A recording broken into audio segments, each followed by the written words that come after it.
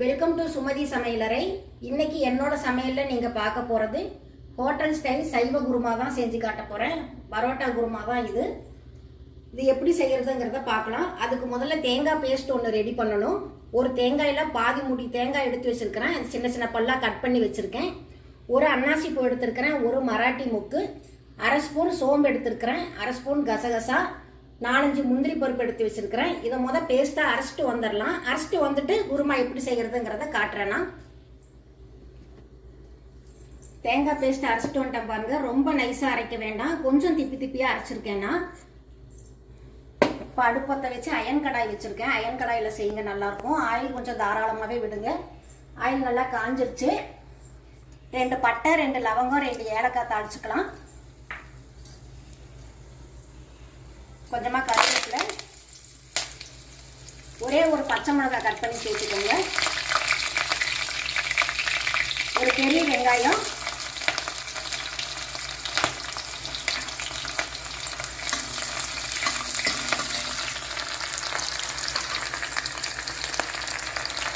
கூடவே அரை ஸ்பூன் இஞ்சி பூண்டு பேஸ்ட் சேர்த்துக்கோங்க. ஆயிலில் கொஞ்ச நேரம் நல்லா வதக்கி விடுங்க.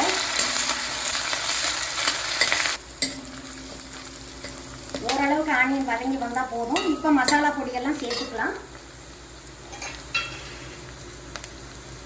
1/4 டீஸ்பூன் மஞ்சள்தூள் சேர்த்துக்கோங்க.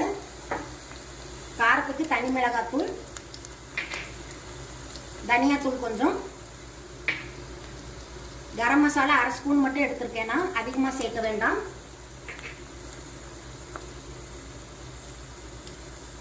இதை நல்லா ஆயிலே நல்லா வதக்கி விடுங்க.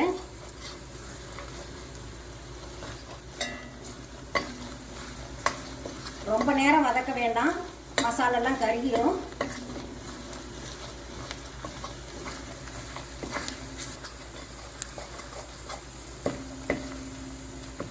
அதுலேயே ஓரளவு மசாலா நல்லா வதங்கிடுச்சு பாருங்க. இந்த ஸ்டேஜில் நம்ம அரைச்சி வச்சிருக்கிற பேஸ்ட்டை சேர்த்துடலாம்.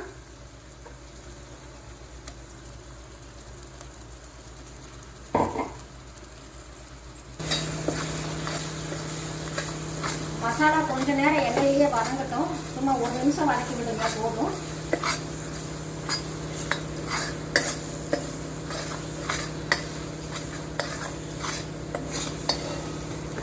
இப்போ நம்ம தண்ணி சேர்த்துக்கலாம்.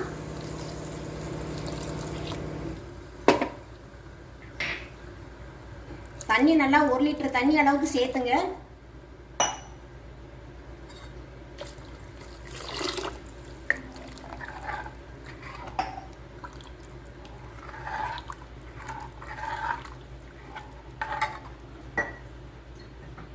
தேவையான அளவு உப்பு,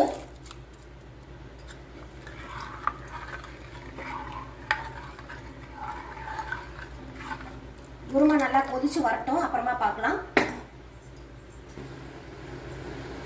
குருமா நல்லா கொதிச்சு வருது பாருங்க. ஒரு 2 நிமிஷம் நல்லா கொதிச்சதுக்கு அப்புறம் அடுப்பை சிம்மில் வச்சிருங்க. ஒரு 15 நிமிஷங்கிறது 20 நிமிஷம் நிதானமாக கொதிச்சு எண்ணெய் பிரிஞ்சு மேலே வரும். அந்த ஸ்டேஜில் நாம் இறக்கிடலாம்.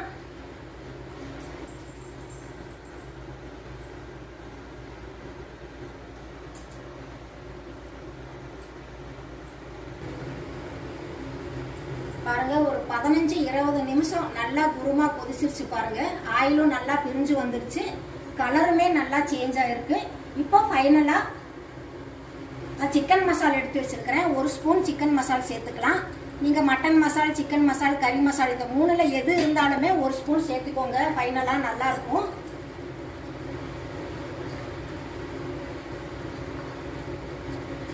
ஒரு 2 நிமிஷம் கொதிக்கிட்டோம், ரெடி, இறக்கிடலாம்.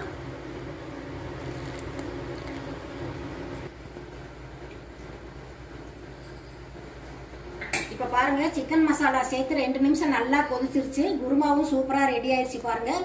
ரோட் சைடு ஹோட்டலில் நீங்கள் பரோட்டா சாப்பிட்ருப்பீங்கல்ல, அந்த பரோட்டா குருமா தான் இது. அந்த டேஸ்ட் அப்படியே இருக்கும்.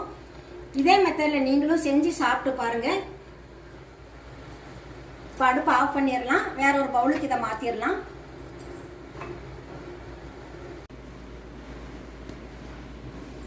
பரோட்டா குருமா சூப்பராக ரெடி ஆயிடுச்சு பாருங்க. நான் சொன்ன மெத்தட்லேயே நீங்கள் செஞ்சு சாப்பிட்டு பாருங்க.